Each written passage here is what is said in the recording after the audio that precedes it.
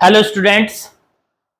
तो फिर से आ गए हैं टॉप 100 क्वेश्चंस, बेस्ट 100 क्वेश्चन लेकर आपके सामने। क्वेश्चन नंबर 12 तक हमने कर लिए थे।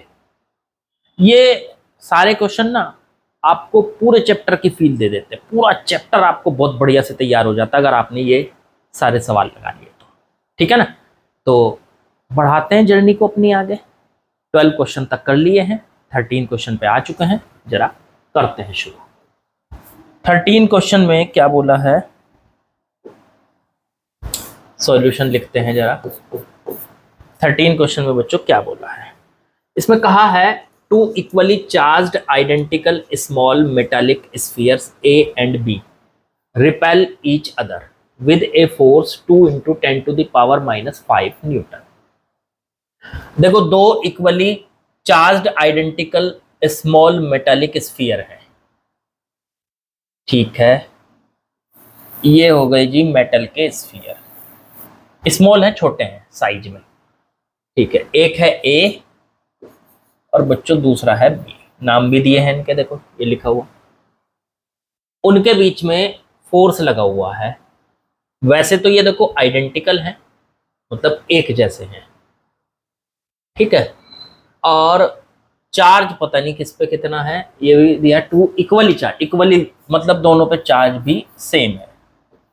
चलो जी ठीक है, दोनों पे चार्ज सेम है। ये दिया ना two equally charged identical small metallic sphere. दो मेटालिक स्फीयर बना लिए बच्चों मैंने, दोनों पे चार्ज सेम है।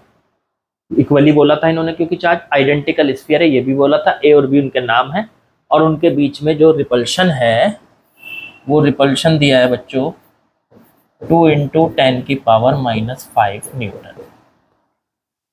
इस पे इधर है 2 × 10⁻⁵ न्यूटन। ये इक्वल फोर्स भी होगा इनके ऊपर, इसे कह सकते हो आप। ये क्या है, रिपल्शन है इन दोनों के बीच का। ठीक है, क्योंकि सेम चार्ज है, एक जैसे ही, दोनों पे प्लस चार्ज है। अब इन्होंने कहा व्हेन प्लेस्ड इन एयर, इनको एयर में रखा गया, neglect gravitational attraction. Gravitational attraction यहाँ पे नेग्लेक्ट कर दो, कर दिया। Another identical uncharged sphere is touched to B. एक तीसरा बिल्कुल सेम ऐसा ही आइडेंटिकल स्फीयर बी के साथ टच किया, लेकिन इस सी पर चार्ज नहीं है, अनचार्ज है ये। इससे टच किया and then placed at the mid point of line joining A B.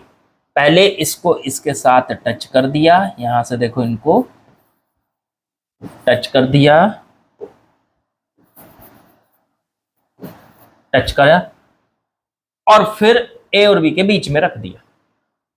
चलो ठीक है, तो पहले टच करने से क्या होगा, होगा ये कि दोनों आइडेंटिकल स्फीयर है, ए बी और सी। सी पर तो बिल्कुल भी चार्ज नहीं है और बी पर चार्ज है क्यू।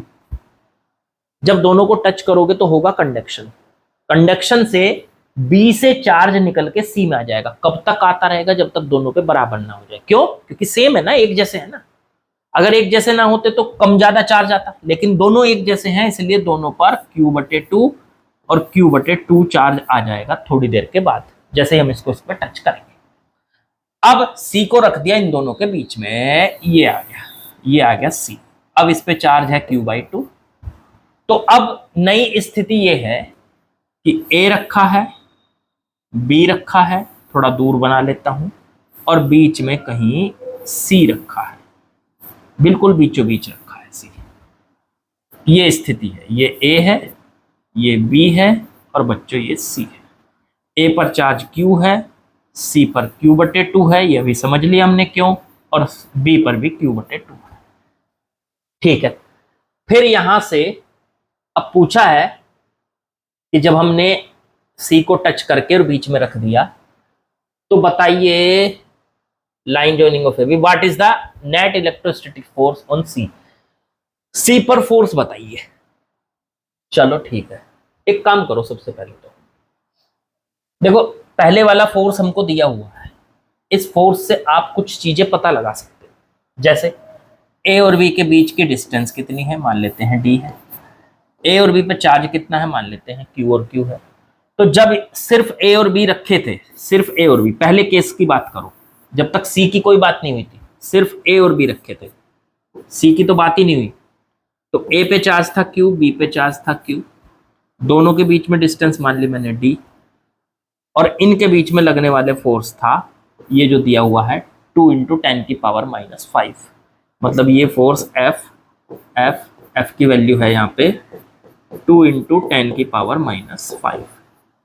अब इससे आप फॉर्मूला लगा के एफ की वैल्यू अगर अपने हिसाब से निकालोगे तो क्या आएगी, कूलम्ब्स लॉ लगा लो, के Q into Q1 into Q2, दोनों Q सेम है तो Q इंटू क्यू बटे में डी स्क्वायर। यहां से F की वैल्यू रख दो, कितनी है 2 × 10⁻⁵। K की वैल्यू रख दो बच्चों 9 × 10⁻⁹। Q1 इंटू Q2 हो गया Q स्क्वायर और बटे में डी स्क्वायर, ये आ गया। अगर आप यहां से 10⁵ 9 इसे बटे में लेके जाओगे तो यहां से नीचे को कर लेता हूं, फिर उधर अलग से सॉल्व कर लूंगा। तो यहां से इसकी वैल्यू आप कैलकुलेट कर सकते हो, ये बटे में चला जाएगा यहाँ, तो 2 × 10⁻⁵ और बटे में 9 × 10⁻⁹, उधर बचा Q स्क्वायर बटे में डी स्क्वायर। ये आ गया सॉल्व करके, 10 की पावर ऊपर चली गई, 2/9 × 10⁻⁻ में 9 और -5 माइनस का 14 आ गया, देखो ठीक है ना, -14 इक्वल्स टू Q स्क्वायर बटे में डी स्क्वायर। बच्चों ये पहली इक्वेशन आ गई, मतलब इसकी कहीं ना कहीं जरूरत पड़ेगी, इसका मतलब हमको जरूर पड़ेगी। ठीक है, सब दिखाई दे रहा है बढ़िया, हाँ ठीक है। अब यहां से हुआ क्या था, ये हुआ ये था कि हमने बी के साथ सी को टच करके उनके बीच में रख दिया, तो अब इनके बीच की डिस्टेंस कितनी बच गई, d/2, इधर भी d/2, क्योंकि दोनों के बीच की डिस्टेंस हमने d मानी थी ए और बी के, और अब उसको बीचों बीच में रख दिया तो d/2। चलो ठीक है। अब यहां से इस सी पर नेट फोर्स निकालना है, चार्ज इस पे q है, इस पे q/2 है, इस पे q/2, सी पर नेट फोर्स, तो ए और सी के बीच में होगा रिपल्शन। देखो कलर चेंज करके दिखाता हूं आपको, ए और सी के बीच में होगा यहाँ पे बच्चा रिपल्शन। ए और सी आपस में एक दूसरे को रिपेल कर रहे होंगे, मान लीजिए F1 फोर्स के साथ। फिर बी और सी के बीच में भी रिपल्शन होगा इस तरफ, वो होगा F2 फोर्स के साथ। ठीक है, अब मैं पहले F1 निकाल लेता हूं, फिर F2 निकाल लेता हूं। F1 की वैल्यू निकालो, ए और बी के बीच में, इसका कलर थोड़ा सा चेंज करता हूं,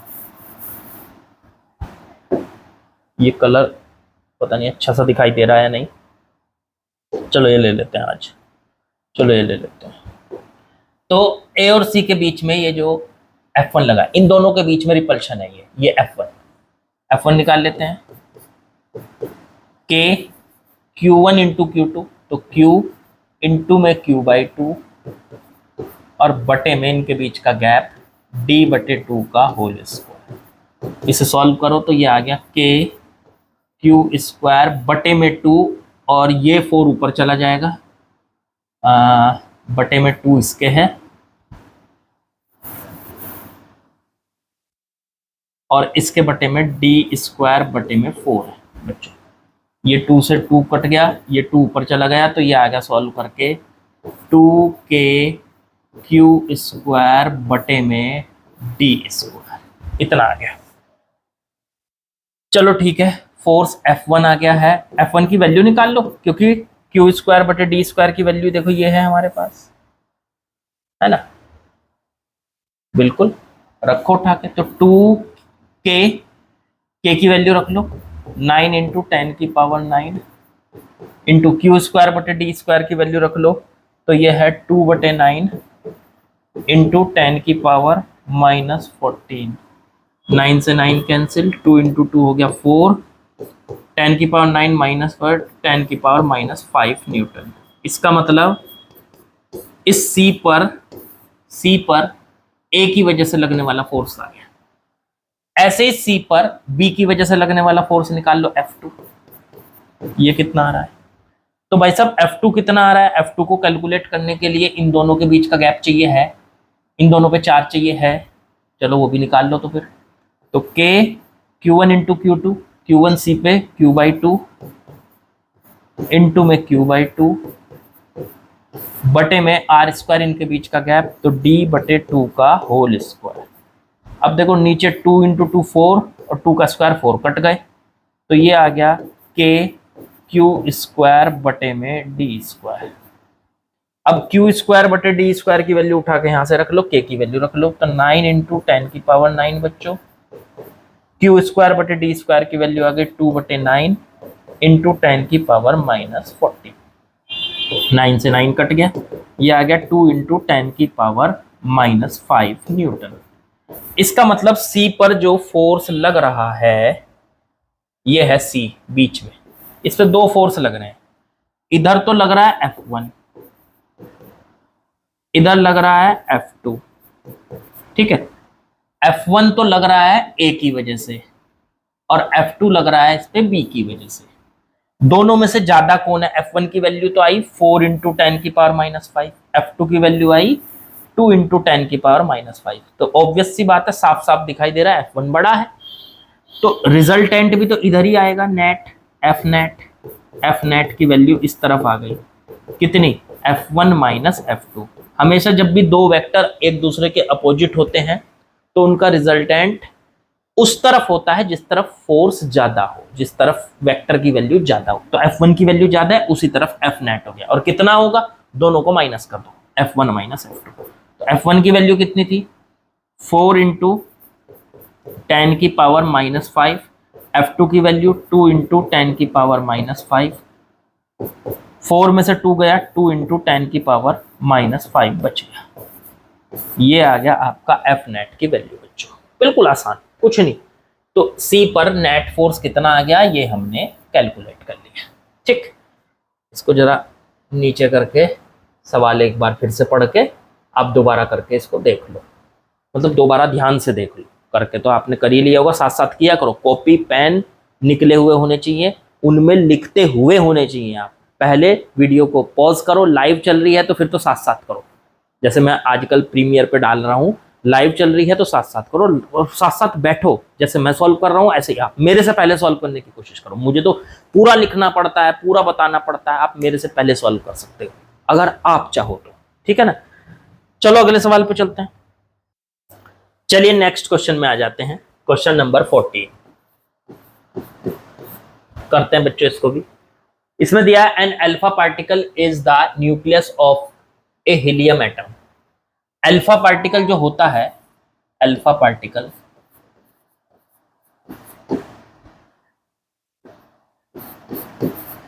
वो हीलियम का न्यूक्लियस होता है, सभी को पता है हीलियम का न्यूक्लियस होता है,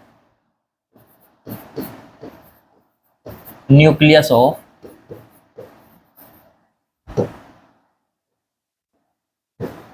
हीलियम का न्यूक्लियस होता है। चलो ये तो सर हमें पता है।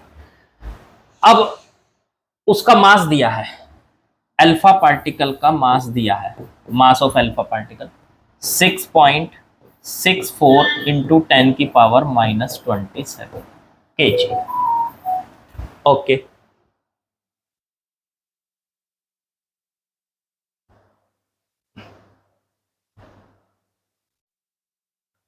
सॉरी फॉर डिस्टरबेंस, वीडियो रुक गई थी बीच में। चलो खैर मैंने शुरू कर दी दोबारा। तो अल्फा पार्टिकल न्यूक्लियस होता है हीलियम का और अल्फा पार्टिकल का मास दिया हुआ है हमको, ठीक है।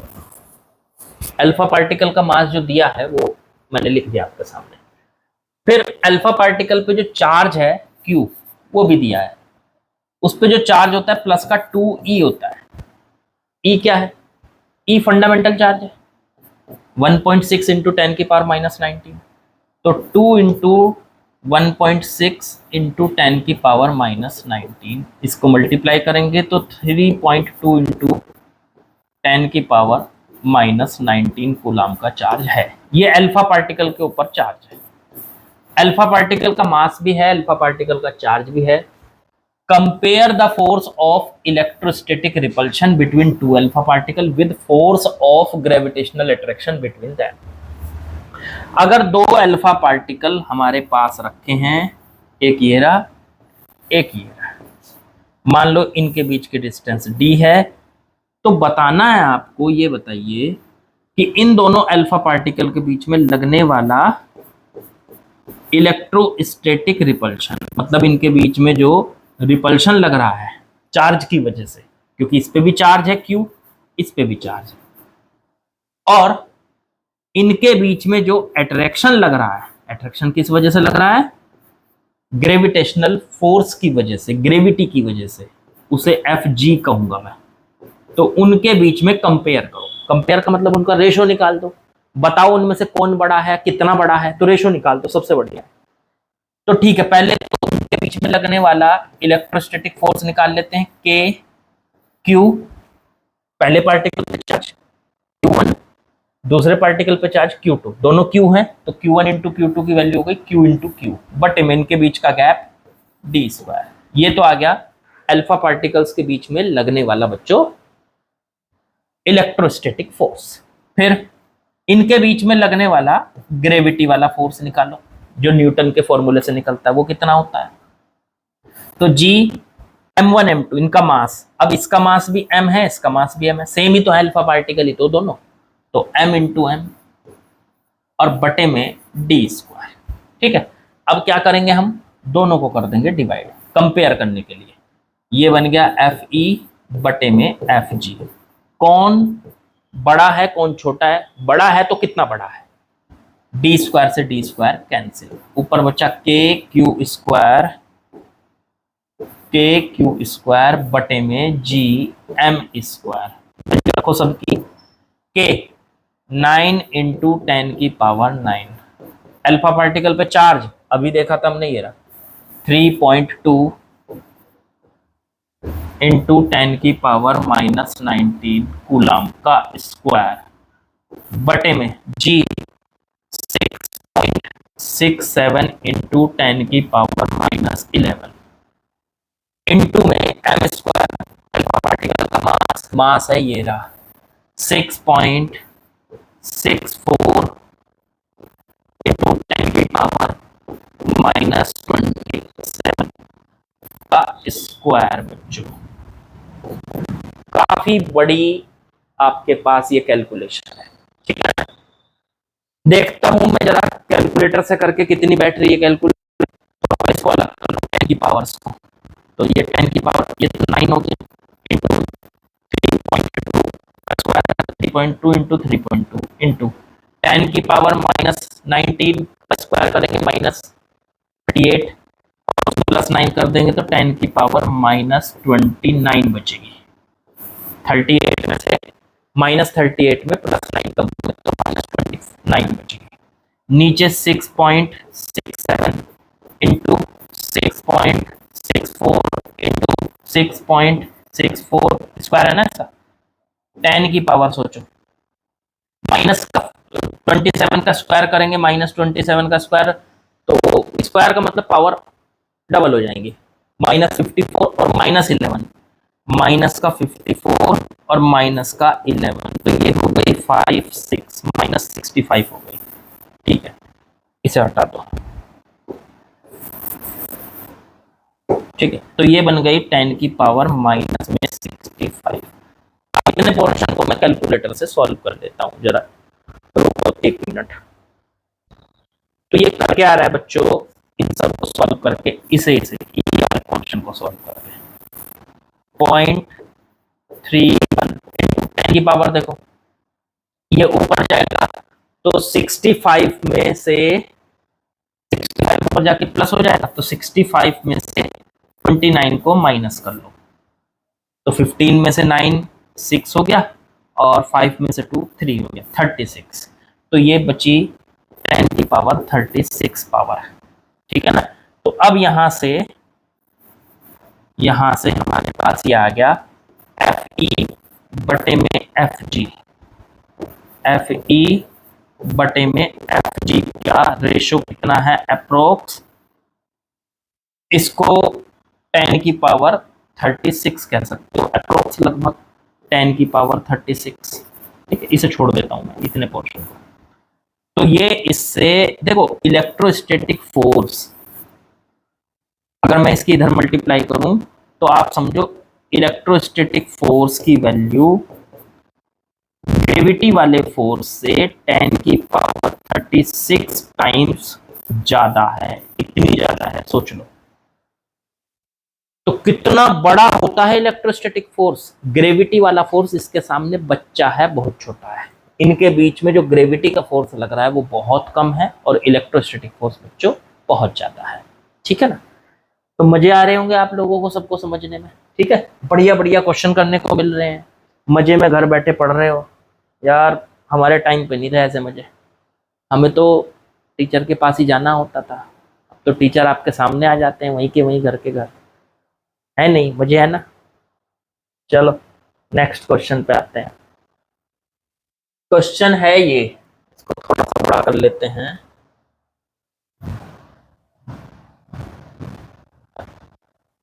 ये हो गया भाई, सवाल समझते हैं पहले। क्वेश्चन नंबर 15 है क्या? क्वेश्चन नंबर 15 है to charged particles are placed at a distance 1 centimeter apart. What is the minimum possible magnitude of the electric force acting on each charge? Very good, बहुत आसान। दो चार्ज पार्टिकल दे रखे हैं, देखो इन्होंने बोला two charge particles are placed at distance 1 centimetre, उनके बीच का गैप 1 सेंटीमीटर। सवाल को ना पढ़ते जाओ, सवाल पढ़ना भी एक आर्ट है, वो भी सीखनी है। पहले पहले सवाल को अच्छे से पढ़ के ये समझ में आना चाहिए सवाल में पूछा क्या गया है, वो भी एक आर्ट है। उसके बाद आप लोग सवाल कर पाओगे। तो पहले एक एक लाइन पढ़ते जाओ और उसको ना ड्रॉ करते जाओ, देखते जाओ कि क्या क्या इंफॉर्मेशन मिली है। वो इंफॉर्मेशन सामने लिखनी भी है और अपने दिमाग में भी लिख लेनी है उसको, इंफॉर्मेशन को। तो two charge particle placed at distance 1 centimetre रख दिया मैंने। What is the minimum possible magnitude of electric force acting on each. इन दोनों के बीच में अगर इस पे भी चार्ज है, इस पे भी चार्ज है, इस पे मान लीजिए Q1 है, इस पे Q2 है, तो दोनों के बीच में लगेगा एक फोर्स। अगर दोनों पे प्लस चार्ज होगा तो दोनों के बीच में फोर्स लगेगा रिपल्शन का। तो वो कितना होगा? तो वो होगा F equals to K Q1 Q2 बटे में 1 सेंटीमीटर को मीटर में चेंज करने के लिए 10 की पावर -2 से मल्टीप्लाई कर दो, उसका स्क्वायर ये लगेगा। तो ये फोर्स है इनके बीच में। पर देखो क्या पूछा है, सोचो इन्होंने क्या पूछा। इन्होंने पूछा what is the minimum possible magnitude of electric force. इस फोर्स की मिनिमम वैल्यू क्या हो सकती है, इस फोर्स की। अब मिनिमम वैल्यू किस पे डिपेंड करती है? डिस्टेंस तो आपने फिक्स कर दी, के की वैल्यू फिक्स होती है। अब हमें चार्ज को, इसको एफ को मिनिमम करना, कम से कम करना है। अब एफ को मिनिमम करने के लिए हमें बच्चों Q1 और Q2 को मिनिमम करना पड़ेगा। तो Q1 मिनिमम कितना हो सकता है? सबसे छोटा चार्ज ले लो ना, उससे मिनिमम और क्या होगा? तो Q1 की वैल्यू E ले सकते हैं, बस E से तो छोटा होता ही नहीं चार्ज। तो सबसे छोटा चार्ज Q1 ले लो E, तो Q2 को भी E ले लो, इससे छोटा तो हो ही नहीं सकता। तो अगर Q1 और Q2 मिनिमम होंगे तो बच्चों फोर्स भी मिनिमम हो जाएगा। ये अगर दोनों मिनिमम होंगे तो फोर्स भी मिनिमम होगा। बस यहीं पे ये कंसेप्ट लग रहा है, बस इतना सा कंसेप्ट है कि हमें अगर इस फोर्स को मिनिमम करना, हम चाहते हैं दो चार्जेस के बीच में फोर्स सबसे कम लगे, तो सबसे कम लगेगा तब जब दोनों चार्ज सबसे छोटे होंगे, क्योंकि डिस्टेंस तो आपने फिक्स कर दी। तो सबसे छोटे चार्ज क्या हो सकते हैं? E हो सकते हैं बस। तो रखो इसमें F की मिनिमम वैल्यू आ जाएगी। जब चार्ज को छोटा कर लोगे तो उन दोनों के बीच का मिनिमम फोर्स आ जाएगा। तो वो K Q E हो गया, इनटू में E और बटे में 10 की पावर -4। K की वैल्यू रख दो 9 इंटू 10 की पावर 9, E की वैल्यू रख दो 1.6 इंटू 10 की पावर -19, इंटू में एक बार फिर 1.6 इंटू 10 की पावर -19 और बटे में 10 की पावर -4। अब यहां से 10 की पावर को मैं एडजस्ट कर देता हूं, ये आ गया 9 इंटू 10 की पावर, नहीं 10 की पावर हटाओ 1.6 लिखो, इंटू में 1.6, देखो ये ले लिया, ये ले लिया और ये ले लिया, एक जगह लिख लेंगे। 10 की जितनी पावर है सबको एक जगह कर लेता हूँ। 10 की पावर 9, -10 बची -29 और +4, -29 +4 बची 10 की पावर 25, वो भी माइनस का, -25 बची। सॉल्व करके देख लेना, यही बैटरी होगी। अब जरा इनकी मल्टीप्लाई करके देख लो आप, 16 इंटू 1.6 इंटू 1.6 इंटू 9, देखता हूँ कितनी आ रही है। ये अप्रोक्स मैंने कैलकुलेटर पे देख लिया, ये 23.04 आ रही है, मैं खाली 23 लिख रहा हूँ, 10 की पावर -25। तो ये है मिनिमम फोर्स, इससे छोटा इलेक्ट्रोस्टैटिक फोर्स नहीं हो सकता अगर चार्जेस को 1 सेंटीमीटर पे रखा जाए। 1 सेंटीमीटर से कम नहीं करना, रखना उतने पे ही है, और दूर करोगे तो इससे भी छोटा हो जाएगा। मैंने डिस्टेंस को फिक्स करके चार्ज को वेरी कराया, चार्ज को छोटे से छोटा लो, अपने आप जो है वो फोर्स जो है मिनिमम आएगा। ठीक है, तो डिस्टेंस को तो फिक्स कर दिया, डिस्टेंस को नहीं बदलना, डिस्टेंस को बिना बदले सबसे छोटा फोर्स यही हो सकता है जब उसे 1 सेंटीमीटर पे हम दोनों चार्ज को रखेंगे। चलो अगले सवाल पे चलते हैं बच्चों। अगले सवाल में दिया है 2 आइडेंटिकल बीड्स, इसको थोड़ा सा बड़ा कर लेते हैं।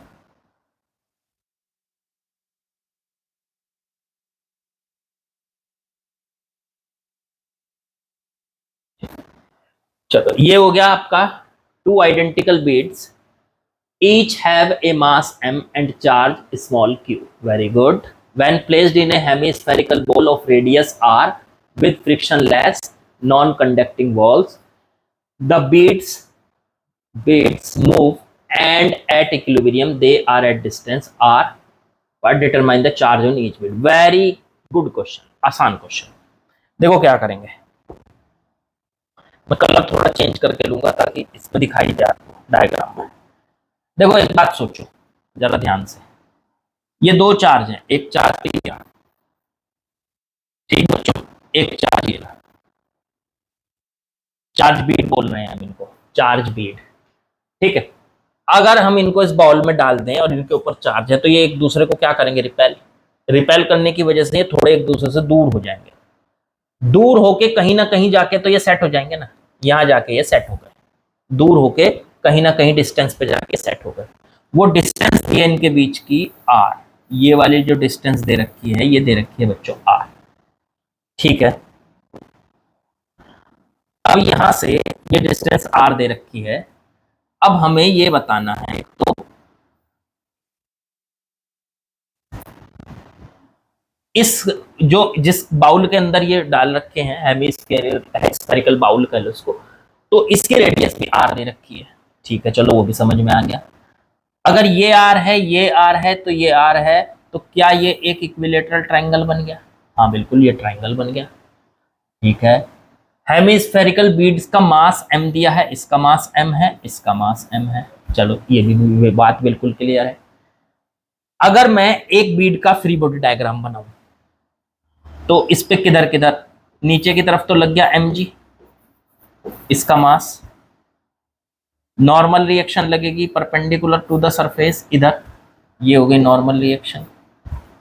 फिर दोनों बीड्स के बीच में रिपल्शन होगा तो इस तरफ लगा रिपल्शन F, वही रिपल्शन इधर भी लगेगा F, नीचे की तरफ इसका mg, दोनों का डायग्राम बिल्कुल एकदम सेम बनेगा और नॉर्मल रिएक्शन ऐसे n ऐसे।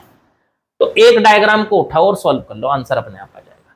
पहली बात, इन दोनों के बीच में ये डिस्टेंस r दे रखी है, तो क्या हम इस डिस्टेंस का यूज करके, अच्छा सा दिखाई दे रहा कुछ या नहीं? हाँ दिखाई तो दे रहा पर ज्यादा बढ़िया नहीं। चलो अब हम इस डिस्टेंस का यूज करके, ये वाली r है, f को निकाल सकते हैं। तो f का फॉर्मूला, इन दोनों के बीच का रिपल्शन, तो दोनों के ऊपर चार्ज है q और मास है m। चलो तो इन दोनों के बीच में रिपल्शन कितना होगा, k q, q1 into q2, दोनों पे चार्ज सेम है तो q इंटू q, और बटे में इनके बीच की डिस्टेंस r का स्क्वायर, ये तो आ गया इनके बीच में चार्ज, फोर्स, ये आ गया k q स्क्वायर बटे में r स्क्वायर। चलो इतना ठीक है, आगे बढ़ो।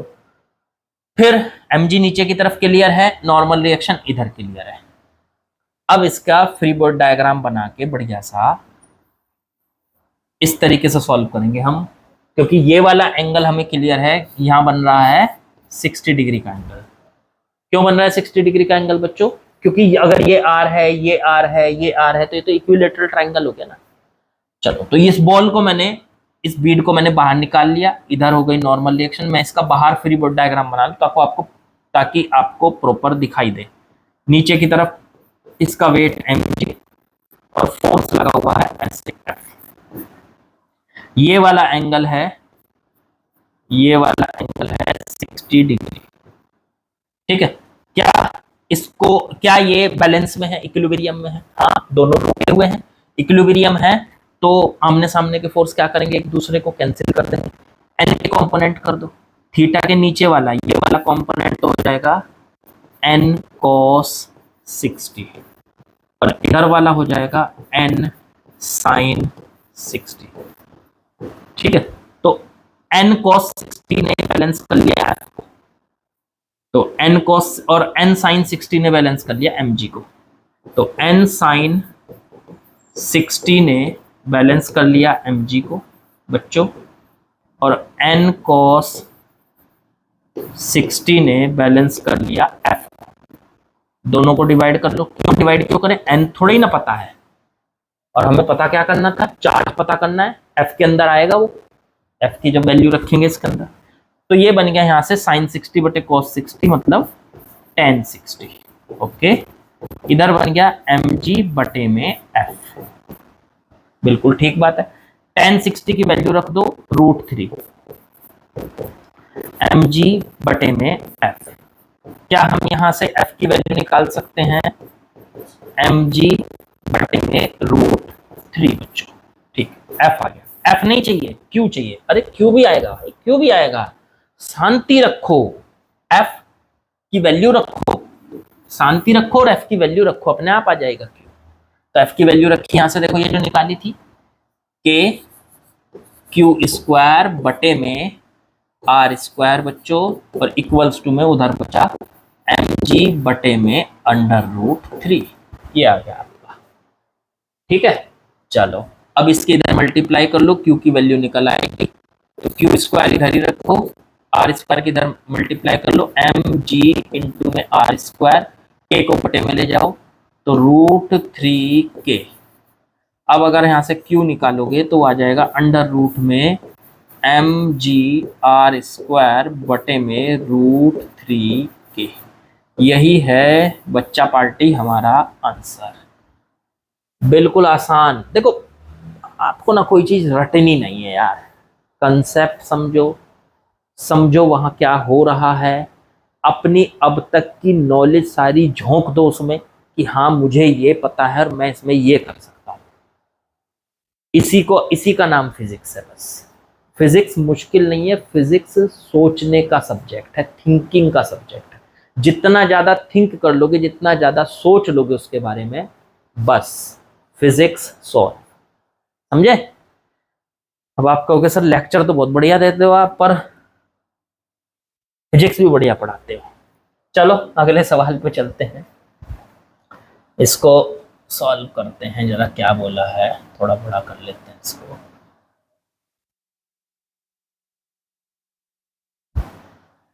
ठीक है, दिखाई दे रहा है सही?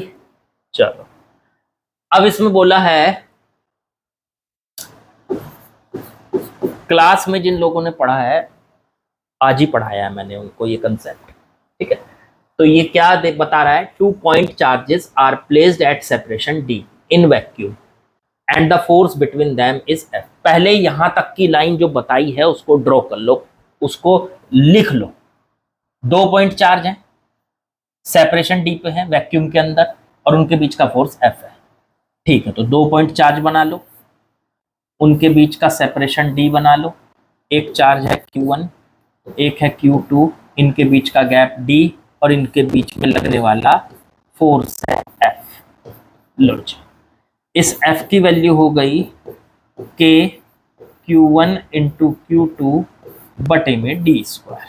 चलो ठीक है, यहां तक की लाइन में, पहली लाइन में यहां से यहां तक यही कुछ लिखा हुआ है। फिर कहा now a dielectric slab of thickness T equals to D/3, dielectric constant K is placed between the charges.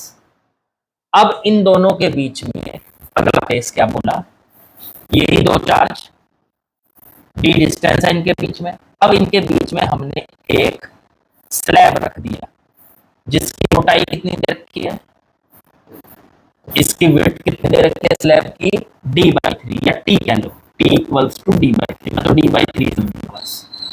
इनके बीच में एक स्लैब रख दिया जिसका डाई इलेक्ट्रिक कांस्टेंट कितना दिया है, K दिया है ये। अच्छा, पहले तो इनके बीच में केवल हवा थी, वैक्यूम था।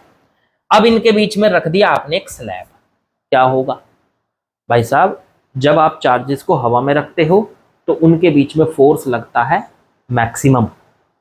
अभी उनको उठा के पानी के अंदर रख दो, वुड के अंदर रख दो, थर्माकोल के अंदर रख दो, या उनके बीच में कोई स्लैब रख दो, मतलब उनके बीच में अगर मीडियम डालोगे, मीडियम इंसर्ट करोगे तो वो फोर्स कम होगा। और हुआ, देखो यहां पे कहा, अब इन्होंने कहा द फोर्स बिकम्स 9F/25। अब इनके बीच में फोर्स पहले से कम हो चुका है 9F/25। देखो पहले कितना लग रहा था F, अब कितना लग रहा, 9F/25। क्यों हुआ ये 9F/25 कम क्यों हुआ, क्योंकि बीच में आपने स्लैब डाल दिया। मीडियम भरने से, मीडियम डालने से हमेशा फोर्स कम हो जाता है। चार्ज वही है Q1 और Q2, इनके बीच की डिस्टेंस वही है D, डिस्टेंस नहीं बदली हमने, देखो डिस्टेंस वही है D, यहां थोड़ी सी ज्यादा दिखाई दे रही पर है ये वही, डिस्टेंस वही है। चार्ज दोनों Q1 Q2 ही है, लेकिन बीच में पहले हवा थी, एयर थी, वैक्यूम था, वैक्यूम था यहां पे। अब वैक्यूम के बजाय यहां पे आपने एक स्लैब डाल दिया, मीडियम इंसर्ट कर दिया, तो मीडियम डालने से फोर्स कम हो जाता है। ये इलेक्ट्रोस्टैटिक फोर्स की प्रॉपर्टी है, कूलाम ने इसके बारे में बताया भी था। तो ठीक है, ये डाल दिया, अब डालने से फोर्स कम हो गया, लेकिन अब इसे सॉल्व कैसे करेंगे, ये तो समस्या हो गई। तो यहाँ पे एक ट्रिक लगती है, शॉर्टकट लगता है। अगर आप दो चार्जेस के बीच में कोई स्लैब डालते हो तो आप उसको रिमूव कर सकते हो, स्लैब को हटा सकते हो। क्या करना होगा, आप उसको हटाओ, और हटाने के बाद यहाँ पे स्लैब हटेगा और उसकी जगह हवा आ जाएगी, एयर आ जाएगी, तब तो आप अपना फॉर्मूला लगा पाओगे ना ये वाला।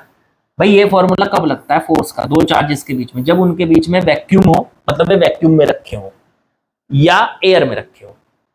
अब यहाँ तो सिर्फ स्लैब है, तो ये फॉर्मूला तो हम सीधे लगा नहीं सकते हैं, समस्या है। तो इसे हटाओ, एक ट्रिक है। ट्रिक क्या कहती है कि अगर हम इसे हटा दें, रिमूव कर लो, कर दिया, तो बस होगा क्या, रिमूव करते ही इन दोनों के बीच की इफेक्टिव डिस्टेंस बढ़ जाएगी। अभी स्लैब की मोटाई कितनी है, T या D/3। जब आप इसको हटा दोगे तो ये स्लैब जब हट जाएगा यहां से, तो ये वाली जो इफेक्टिव लेंथ है, ये T है, जो ये वाली लेंथ, ये बढ़ जाएगी, बढ़ के हो जाएगी ये कितनी, यहां से यहां तक T√K। जैसे स्लैब हटेगा तो स्लैब के हटते ही इसकी डिस्टेंस बढ़ के इतनी हो जाएगी, और बाकी की जो डिस्टेंस थी ये वाली, ये x है मान लो, ये यहां तक की y है, ये नहीं बदलेगी, सिर्फ जिस जगह से स्लैब हटेगा उस जगह की डिस्टेंस बढ़ जाएगी। जिस जगह से स्लैब हटेगा, जितनी मोटाई का स्लैब है वो हटेगा, उसकी डिस्टेंस बढ़ जाएगी, बस उतनी जगह की। बाकी ये वाली x रहेगी, ये वाली y रहेगी, इसमें कोई इफेक्ट नहीं पड़ेगा, ये Q2 और ये Q, कोई इफेक्ट नहीं। अब देखो स्लैब हटके यहां पे आ गई वैक्यूम। ये ट्रिक है, ऐसे ही याद कर लो इसको, कि ऐसे कर सकते हो आप कि एक स्लैब है, स्लैब को हटा सकते हो और हटा के उसकी जगह वैक्यूम ला सकते हो। अब वैक्यूम ले आए जब आप दो चार्जेस के बीच में, तो अब अपना आप लगा सकते हो क्या, अब लगा सकते हो कूलम्ब्स लॉ, अब लगा सकते हो कूलम्ब्स लॉ। अब इनके बीच का स्लैब था तो कितना फोर्स था, स्लैब था तो फोर्स था 9F/25। अब आपने स्लैब को हटा दिया लेकिन फोर्स नहीं बदलेगा, फोर्स वही रहेगा 9F/20। अरे ये कमाल है, हमने ऐसे एडजस्ट किया कि जो स्लैब का इफेक्ट था वो उसकी डिस्टेंस से कवर कर लिया हमने। स्लैब हटा, अपनी मर्जी, हमारी मर्जी थोड़ा ही ना चलेगी कि स्लैब हटा दिया यूं। अरे भाई स्लैब का इफेक्ट हमने कैलकुलेट कर लिया। कहाँ? ये जो स्लैब का इफेक्ट था ये इस डिस्टेंस के अंदर आ गया। देखो डिस्टेंस में अंडर रूट के आ रहा है, तो स्लैब का इफेक्ट है इसके अंदर, लेकिन स्लैब दिखाई नहीं दे रहा, स्लैब हटा दिया हमने। अब यहाँ वैक्यूम दिखाई दे रहा, वैक्यूम दिखाई दे रहा, तो हमें यह फायदा है कि यहां पर हम फॉर्मूला यूज कर सकते हैं कूलम्ब्स लॉ। अब इस तरफ हो गया 9F बटे में 25, वो वही का वही रहा। स्लैब हटाया, स्लैब का इफेक्ट फिर भी है यहाँ पर, वैक्यूम बन गया। स्लैब हटा के यहाँ वैक्यूम बन गया। और अब इन दोनों के बीच में जो फोर्स है, जो पहले था फोर्स वही रहेगा। जब स्लैब लगा हुआ था तब भी वही फोर्स था, स्लैब हटा दिया तो स्लैब का इफेक्ट तो अब भी है ना, तो अब भी वही फोर्स है, वो नहीं बदला। ठीक है, लेकिन अब यहाँ फॉर्मूला लगा सकते हैं, स्लैब के रहते हम फॉर्मूला नहीं लगा पा रहे थे। चलो इतनी बात हो गई। अब एक बात बताओ, ये पूरी डिस्टेंस कितनी है डी, उसमें से ये बीच वाली माइनस करो डी बाई थ्री, तो बची, बाकी कितनी बची 2d/3। तो ये x और y मिलकर कितनी डिस्टेंस बना रहे हैं, x प्लस वाई बराबर 2d/3। d/3 रख देंगे जब यहाँ जरूरत पड़ेगी। फिलहाल अब हम इसमें लगा सकते हैं कूलम्ब्स लॉ। इनके बीच में आने वाला फोर्स F बराबर K Q1 इंटू Q2 बटे में R²। अब ये फॉर्मूला मैं लगा सकता हूं। चलो जी लगाओ, इसको इधर लगा लूं, F की जगह तो लिख लूं, कितना फोर्स है ये रहा 9F बटे में 25। ओके, के को जो कतू रहा, Q1 इंटू Q2 को भी जो कतू रखो बटे में आर हो गई यहां से लेके यहां तक की डिस्टेंस, ये डिस्टेंस। अब ये कितनी है, x ये रहा, y ये रहा, और प्लस ये t अंडर रूट के, तो x plus Y plus T under root के, पूरी डिस्टेंस हो गई यहां से यहां तक की, और उसका स्क्वायर। लो जी, अब हमें यहां से क्या निकालना था, k की वैल्यू निकालनी थी। चलो एक इक्वेशन ये बन गई और एक इक्वेशन ये थी। क्या करें, इस इक्वेशन में f की जो वैल्यू निकाली थी इस उठा के यहां रख दो, तो ये है 9f 9/25, f की जगह ये रख दो k Q1 इंटू Q2 बटे में d² बराबर उधर k Q1 इंटू में Q2 बटे में x plus Y. x plus Y की जगह क्या लिख सकते हो बच्चों, इस x प्लस वाई की जगह 2d/3, तो इसकी जगह लिखा जा सकता है 2d/3 plus t under root के का होल स्क्वायर। ये पूरा का पूरा इससे कट गया, देखो k Q1 Q2 k Q1 Q2 cut गया, वेरी गुड। अब एक काम करो, ऊपर बचा यहाँ 9/25 d², इधर बचता है 1 और बटे में 2d/3 प्लस k, t की जगह t की वैल्यू रख लो d/3, ये तो d/3 अंडर रूट के का होल स्क्वायर। एक काम करो, दोनों तरफ का अंडर रूट कर दो, देखो क्या होगा। यहां पे मैं सॉल्व कर देता हूं, दोनों तरफ का अंडर रूट कर देते हैं। अंडर रूट से क्या होगा, इधर का अंडर रूट और इधर का भी अंडर रूट। अब यहां से 9 का अंडर रूट 3, 25 का 5, d² का d, ऐसे इधर 1 का अंडर रूट 1 ऊपर, तो नीचे स्क्वायर हट जाएगा अंडर रूट से, तो ये बचेगा 2d/3 plus d/3 under root के। ठीक है, अब एक काम करो, क्रॉस मल्टीप्लाई कर लो, इसकी इधर मल्टीप्लाई, तो 3 इंटू में 2d/3 plus d/3 under root के इक्वल्स टू में 5d। एक काम करो, अंदर 3 की मल्टीप्लाई करेंगे तो 2d बचेगा, 3 से 3 कट जाएगा, फिर इस 3 की इसमें मल्टीप्लाई करेंगे, यहाँ भी 3 से 3 कट जाएगा, तो d बचेगा, d अंडर रूट के बराबर 5d। यहां से इसे उधर ले जाओ, d अंडर रूट के बराबर 5d माइनस में 2d, ये बचा 3d। डी अंडर रूट के बराबर 3D, डी से डी कट गया, दोनों तरफ का स्क्वायर कर दो तो के बराबर अंडर रूट हट जाएगा ना स्क्वायर करते ही, 3 का स्क्वायर हो जाएगा आपका 9। आंसर। वाह, इतना अच्छा सवाल। जी हाँ, ऐसे ही सवाल करने को मिलेंगे आपको। बढ़िया बढ़िया। चलो बढ़ते हैं आगे। आते हैं क्वेश्चन नंबर 18। इसमें ना 5 पार्ट दिए हुए हैं आपको, एक एक पार्ट को सॉल्व करेंगे। Find the net electric force on charge Q in the following cases. Take 1/4πε0 Q into Q बटे डी स्क्वायर की जगह F नॉट ले सकते हो, ये दिया है। चलो इसकी जरूरत पड़ेगी तो रख लेंगे। अब इन्होंने कहा है कि इन सारे केसेस में कहीं ना कहीं स्मॉल क्यू रखा है, जैसे यहां देखो यहां रखा है, इसमें देखो यहां रखा है, इसमें देखोगे तो ये रखा है, इसमें देखोगे यहां रखा है, हर जगह कहीं ना कहीं रखा है। तो उन सारे केसेस में स्मॉल क्यू पर लगने वाला नेट फोर्स बताना है। चलो बताते हैं। पहले इस पे बताएंगे। पहले केस में एक बात बताओ, इस पे जो फोर्स लगेगा वो कौन कौन से लगेंगे? एक बात बताओ, इसके चारों तरफ 3 चार्ज रखे हैं, एक तो ये प्लस का कैपिटल क्यू, ये प्लस का 2Q और ये 4Q, तीनों मिलकर इस पे फोर्स लगाएंगे। तो ये जो प्लस का कैपिटल Q है ये इस पे इस तरफ फोर्स लगाएगा F1। F1 की वैल्यू निकाल लो, यहीं कहीं लिखते चले जाओ F1। तो F1 हो गया इन दोनों के बीच में लगने वाला फोर्स, तो वो हो गया K small Q capital Q, और बटे में इनके बीच का गैप D स्क्वायर। लो ये F1 की वैल्यू आ गई। दिख रहा है कि नहीं यार? ये वाला बढ़िया नहीं दिख रहा। चलो दूसरा दे देता हूं। अब इन दोनों के बीच में लगने वाला F1 तो आ गया। F2, अब इसके और इसके बीच में लगने वाला F2 निकालना है, इन दोनों के बीच में। तो इनके बीच में भी रिपल्शन होगा, इस तरफ होगा F2। जरा F2 यहीं का यहीं निकाल लो, तो K capital 2Q small Q Q1 into Q2 बटे में R स्क्वायर, इन दोनों के बीच का गैप, ये भी D, तो D स्क्वायर।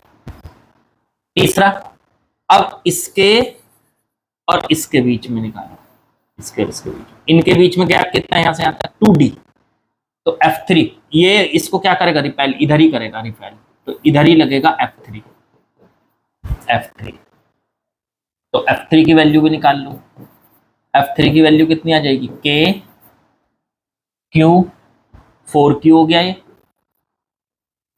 और इंटू में स्मॉल Q, और बटे में यहां से यहां तक का गैप हो गया 4 नहीं 2D का होल स्क्वायर। ये अब 2D का स्क्वायर, 2 का स्क्वायर करेंगे 4 आएगा, 4 से 4 कट जाएगा, तो ये आ गया सॉल्व करके K capital Q small Q बटे में D स्क्वायर। अच्छा, इसकी वैल्यू क्या दे रखी थी इन्होंने? F नॉट, ये K ही तो है, ये 1/4πε0 K ही तो है, तो K capital Q small Q बटे D स्क्वायर को F नॉट लिख सकते हैं। तो ये कितना आ गया? F3 F नॉट आ गया। तो यहां से इतना पता चल गया कि F3 की वैल्यू F नॉट है, F1 की वैल्यू ये देखो, F1 की वैल्यू ये भी F नॉट है, F2 की वैल्यू 2 बाहर निकाल लो इसमें से, तो ये 2 F नॉट आ गई, F2 की वैल्यू आ गई, F2 की वैल्यू साफ साफ दिख रहा है 2 F नॉट, और F1 की वैल्यू कितनी है? F not. अब सोचो इस Q पे कितने फोर्स लगे हैं? देखो मैं यहाँ Q को दोबारा बना लेता हूँ, ये रहा Q, इधर तो लगा है F1 देखो ये रहा, F1 की वैल्यू कितनी है? F नॉट लगा है। इधर लगा है F2 ये रहा देखो, F2 की वैल्यू कितनी है? 2 F नॉट, ये रही 2 F नॉट, और फिर इधर ही लगा है F3 भी इधर ही लगा है, तो F3 की वैल्यू कितनी निकाली थी हमने? F नॉट, ये रही F नॉट। अब सोचो ये भी 2 F नॉट है, अब सोचो इधर ज्यादा फोर्स है या इधर ज्यादा फोर्स है? ऑब्वियस सी बात है इधर ज्यादा है। क्यों? क्योंकि इधर है sir 2 F not plus F not मतलब 3 F नॉट, और इधर F नॉट। F नॉट से F नॉट कैंसिल कर लो, ये वाला कैंसिल हो गए, आपस में एक दूसरे के अपोजिट है, तो बचा केवल कितना 2F0। तो यहाँ पे नेट फोर्स कितना आ गया 2F0 आ गया। स्मॉल चार्ज क्यू के ऊपर कितना नेट फोर्स है 2F0 है, और किस डायरेक्शन में है राइट की डायरेक्शन में। पहला सवाल सॉल्व। अब आ जाओ दूसरा सवाल। ये दूसरे सवाल में इस चार्ज पे, ये चार्ज यहाँ, इस चार्ज पे फोर्स निकालना है।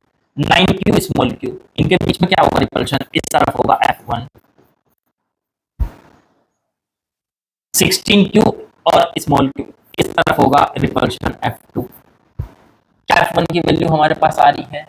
हाँ जी आ रही है। F1 है इन दोनों के बीच में लगने वाला रिपल्शन, तो कितना होगा वो? तो वो होगा K Q कितना है 9Q इंटू में स्मॉल q और बटे में इनके बीच का गैप 3d का स्क्वायर। अब 3 का स्क्वायर 9 होता है, कट गया, ये बच गया K Q capital Q small q बटे d स्क्वायर। तो ये तो F0 आ गया ना, बिल्कुल ठीक। ऐसे ही F2 निकालो, इन दोनों के बीच का गैप, इन दोनों के बीच का फोर्स F2, तो वो कितना है? वो भी रिपल्शन है। कितना है? तो K Q1 into Q2 small q, Q2 हो गया 16Q और बटे में इनके बीच का गैप 4d का होल स्क्वायर। अब 4 का स्क्वायर होता है 16, वो कट गया 16 से 16, तो ये कितना है K small q capital Q बटे d स्क्वायर। ये फिर से ये भी F0 आ गया। तो F0 मतलब इस चार्ज पे ये जो Q चार्ज रखा है, ये वाला ये जो Q चार्ज, इस पे दो फोर्स है, इधर F1 की वैल्यू कितनी आई F0, और इधर भी F2 की वैल्यू भी कितनी आई F0। दोनों का रिजल्टेंट करेंगे तो यहाँ बीच में आएगा Fnet।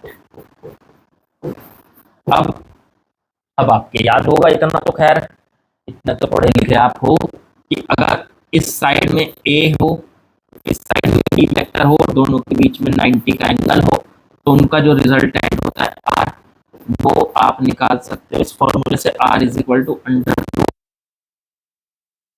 B स्क्वायर से। फॉर्मूला तो पूरा बड़ा होता है पर cos 90 की वैल्यू 0 हो जाती है, इसलिए बस इतना रह जाता है। तो दो वेक्टर अगर 90 डिग्री पर होंगे तो उनका रिजल्टेंट इस फॉर्मूले से निकलता है।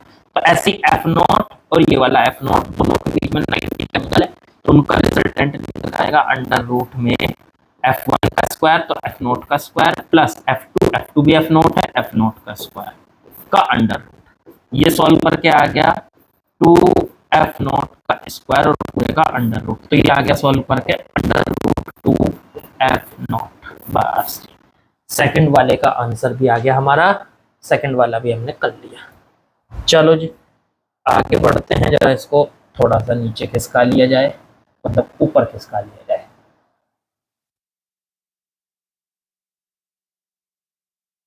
बस ये डायग्राम दिखाई दे रहे हैं मुझे, ताकि अब मैं इसको कर सकूं। चलो अब सी वाले पार्ट पे आ जाते हैं। सी, इसमें ये रखा है क्यू चार्ज, यहां बना लेते हैं इसको। ये रखा है क्यू चार्ज, इस क्यू चार्ज पे फोर्स बताना है।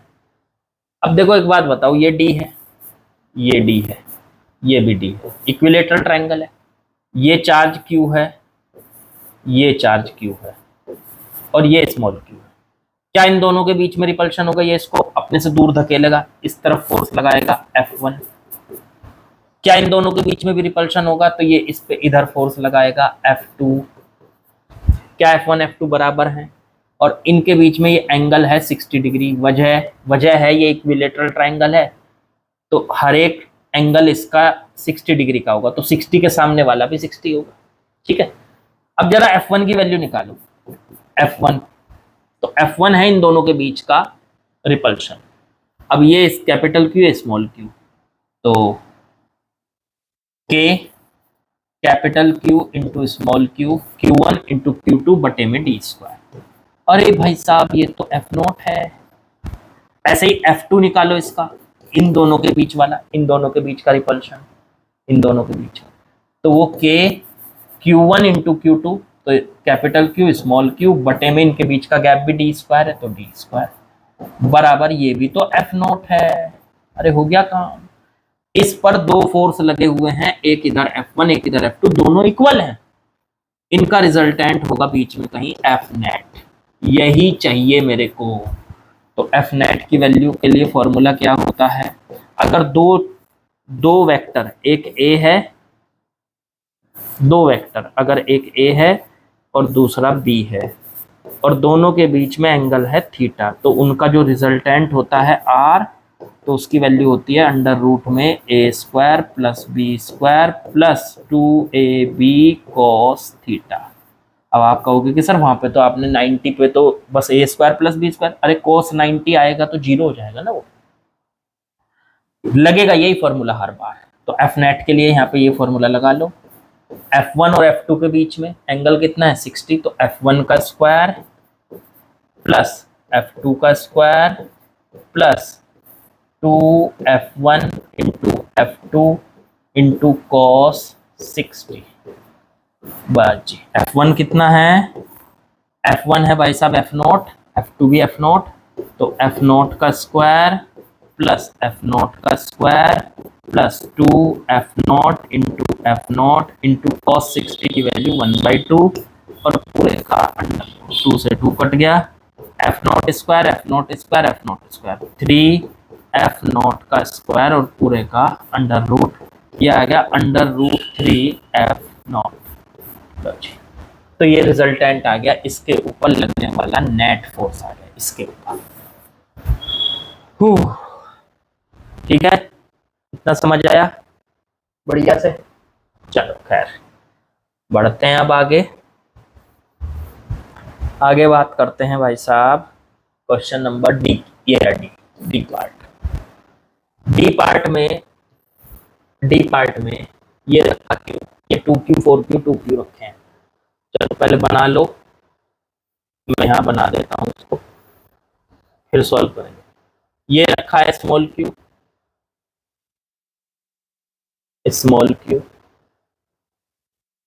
ये रखा है 2 कैपिटल क्यू, ये रखा है 4 कैपिटल क्यू, ये रखा है 2 कैपिटल क्यू, इनके बीच का गैप है अंडर रूट 2d, स्क्वायर है दोनों, हर साइड यही है अंडर रूट 2d, सारी side same under root 2d। चल इस पे नेट फोर्स निकालना, इस पे फोर्स किस किस की वजह से होगा, तो ये 2q इन दोनों के बीच में रिपल्शन होगा, तो ये इसको इधर करेगा F1 से, इन दोनों के बीच में भी रिपल्शन होगा, ये इधर करेगा F2 से, इन दोनों के बीच में, इसको यहां से यहां मिला दो, इन दोनों के बीच में भी रिपल्शन होगा, ये करेगा F3 से। तो 3 फोर्स लग रहे हैं इस क्यू पर, तीनों को ऐड करके मिलेगा हमें रिजल्टेंट, निकाल लेंगे। पहले जरा F1 F2 की वैल्यू निकालो, F1 इन दोनों के बीच में रिपल्शन, इन दोनों के, तो K Q1 तो 2Q इंटू Q2 तो Q और बटे में इनके बीच का गैप अंडर रूट 2d का होल स्क्वायर, रूट 2 का स्क्वायर 2 हो जाएगा, 2 से 2 कट जाएगा, तो ये बनेगा K Q small Q capital Q बटे डी स्क्वायर। ये तो F0 बन गया सर, बहुत अच्छा लगता है जब हमें F0 बनता है। F2 हो गया इन दोनों के बीच का रिपल्शन, तो ये K Q1 इंटू Q2 तो 2Q इंटू में स्मॉल q और बटे में अंडर रूट 2d का होल स्क्वायर, तो इसमें भी 2 अंडर रूट 2 का स्क्वायर करेंगे 2 आ जाएगा, 2 से 2 कैंसिल हो जाएगा, ये भी F0 बन चुका है सर। बढ़िया लगता है जब F0 बनता है तो सर। चलो अब यहां से F3 निकाल लो, कितना बन रहा है इन दोनों के बीच में, तो इन दोनों के बीच में K Q1 इंटू Q2 तो 4Q इंटू में स्मॉल q और बटे में इनके बीच का गैप। अब देखो सोचो, अगर हमारे पास ये डिस्टेंस x है तो इसका डायगोनल होता है अंडर रूट 2x, तो बस इसी कैलकुलेशन को लगा लो यहाँ। अगर ये डिस्टेंस अंडर रूट 2d तो ये वाली कितनी होगी, ये वाली डायगोनल वाली अंडर रूट 2d इंटू में रूट 2, मतलब ये हो गई 2D पूरी कंप्लीट 2D। √2 इंटू √2 कितना हो जाएगा 2D। तो ये यहाँ से यहाँ तक की डिस्टेंस 2D है, रखो तो 2D का होल स्क्वायर। अब 2 का स्क्वायर 4, 4 से 4 कट गया, ये भी सर एफ नोट बन गया है। बहुत अच्छे सर। अब इस चार्ज पे 3 फोर्स है, इधर एफ नोट, ये भी एफ नोट और ये वाला भी। तीनों को कैसे ऐड करोगे, चलो मैं करके दिखाता हूं। इधर एफ नोट, इधर एफ नोट और एक इधर एफ नोट, 3 फोर्स एक ही पॉइंट पे लगे हुए। पहले इन दोनों को ऐड कर लो, ये वाले दोनों, इन दोनों का रिजल्टेंट आ जाएगा ये √2 एफ नोट। अभी करके आए थे आप, जब 2 एफ नोट, एक इधर एफ नोट है एक इधर एफ नोट है, दोनों के बीच में 90 का एंगल है, तो उनका रिजल्टेंट आया था, अभी किया था पिछले वाले सवाल, सबसे पहले वाले सवाल में √2 एफ नोट आया था इन दोनों का रिजल्टेंट। तो इन दोनों का रिजल्टेंट ये आ गया, तो ये दोनों तो खत्म। अब बचे ये दो, ये और ये। अब ये दोनों एक डायरेक्शन में ऐड हो रहे हैं, इसी डायरेक्शन में तो ये एफ नोट है बच्चों, और इसी डायरेक्शन में ये √2 एफ नोट है, दोनों एक ही डायरेक्शन में, तो इनका नेट फोर्स जो आएगा वो सीधे ऐड हो जाएंगे। अगर वेक्टर दोनों एक ही डायरेक्शन में होते हैं तो सीधे ऐड हो जाते हैं। तो ये आ गया एफ नोट, ये वाला, इन दोनों का रिजल्टेंट तो 2 एफ नोट आ गया, वो तो ये हो गया, ये वाला हो गया। और पहले से एफ नोट इसी डायरेक्शन में पहले से ही है, अब दोनों एक डायरेक्शन में होते हैं जब वेक्टर्स, तो सीधे ऐड हो जाते हैं। F note plus √2 F note, ये आ गया इनका रिजल्टेंट। तो एफ नोट को कॉमन ले लो, अंदर बचा 1 प्लस √2, यही हमारा आंसर है। कितने सारे सवाल कर लिए हमने आज।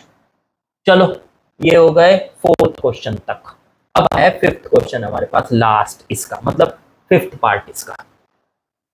तो 5th पार्ट में क्या दिया है, the point charges small Q capital small Q नहीं, point charges capital Q 8Q 27Q 1000Q are placed at D 2D 3D 10D। भाई साहब इसको तो मिटाना ही पड़ेगा, ये चलो देखते हैं अगर मिटाए बगैर काम चल जाए। क्या क्या है चार्ज, Q 8Q 27Q 1000 तक, और इसमें D 2D 3D 10D। चलो और आगे क्या कर दिया, एक point charge small Q is placed at origin. अच्छा जी, इसका डायग्राम कुछ ऐसा बनेगा भाई, ऐसा बनेगा।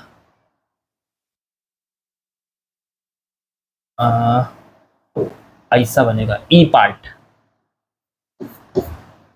ये समझ लीजिए एक्स एक्सिस, ये समझ लीजिए origin, x is equal to 0, यहां पे रखा है स्मॉल क्यू, x is equal to d पे रखा है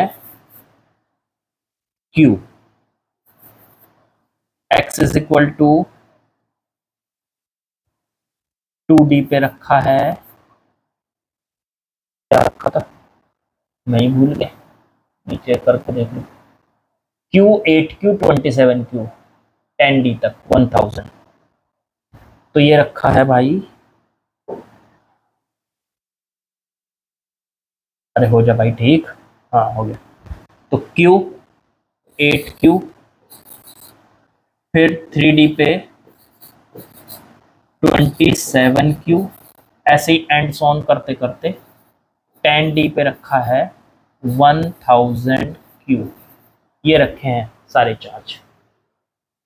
अब हमको इस Q पर फोर्स बताना है, तो देखो इस Q पर जो फोर्स होगा किस किस की वजह से होगा, पहले इसकी वजह से, इस तरफ आ रहा है वीडियो, आ रहा है भाई, तो इसकी वजह से क्या, इस पहले वाले चार्ज की वजह से इस तरफ होगा F1, फिर 8Q की वजह से भी इसी तरफ होगा F2, फिर 27Q की वजह से भी इसी तरफ होगा F3, होगा कि नहीं, सारे एक ही डायरेक्शन में ऐड हो रहे हैं। तो अगर आपको नेट फोर्स निकालना है, अगर अगर अगर अगर सारे फोर्स एक ही डायरेक्शन में होते हैं तो सीधे ऐड हो जाते हैं, सीधे ऐड हो गए। F1 plus F2 plus F3 कहाँ तक, अप टिल F10 तक, क्योंकि 10 चार्ज रखे हैं ये टोटल। डी पे रखा है एक, 2D पे रखा, 3D पे, 4D पे, 5, 6, 7, 8, 9, 10 पे रखा है, तो 10 चार्ज रखे हैं। पहले चार्ज की वजह से इन दोनों के बीच में रिपल्शन, पहले इन दोनों के बीच में, तो K capital Q, oh no, yes, capital Q small q और बटे में इनके बीच का गैप d स्क्वायर, फिर प्लस F2 इन दोनों के बीच, तो K capital 8Q small q और बटे में इनके बीच का गैप 2d का होल स्क्वायर, फिर प्लस अब इन दोनों के बीच, तो K कैपिटल 27Q इंटू में स्मॉल q और बटे में इनके बीच का गैप है 3d का होल स्क्वायर। ऐसे ही करते करते करते करते लास्ट में पहुंचोगे K 1000Q इंटू में स्मॉल q और बटे में 10d का होल स्क्वायर, इनके बीच का गैप है 10d। ओह ठीक है, ये के क्यू बटे के कैपिटल क्यू स्मॉल क्यू बटे डी स्क्वायर एफ नोट बन गया। ऐसे सब में एफ नोट बन जाएगा, यहां बन गया एफ नोट। यहां पे देखो नंबर को बाहर ले लो, 8 और बटे में 2 का स्क्वायर हो गया 4, और बाकी के Q small Q capital Q बटे डी स्क्वायर बन गया एफ नोट। Very good. अब इसमें से ऐसे ही 27 को बाहर ले लो, बटे नीचे से 3 का स्क्वायर बाहर ले लो, 3 का स्क्वायर क्या हो जाएगा 9, ठीक है ना। फिर प्लस करते करते ऐसे ही लास्ट में ये एफ नोट बन, F note F note F note F note F note, यहाँ पे बन गया एफ नोट, बाकी का ये, अबे यार क्या है ये एफ नोट। और फिर प्लस करते करते करते करते यहाँ पे 1000 को बाहर ले लो, बटे में 10 का स्क्वायर 100 हो गया, और के कैपिटल क्यू स्मॉल क्यू बटे डी स्क्वायर हो गया एफ नॉट। चेक करो जी, ये कटा 2 आया, ये कटा 3 आया। अब देखो ये है F not plus 2f not plus 3f not plus ऐसे ही करते करते लास्ट में 10f नॉट। Very good. अब ये क्या बन गई, ये एपी बन गई।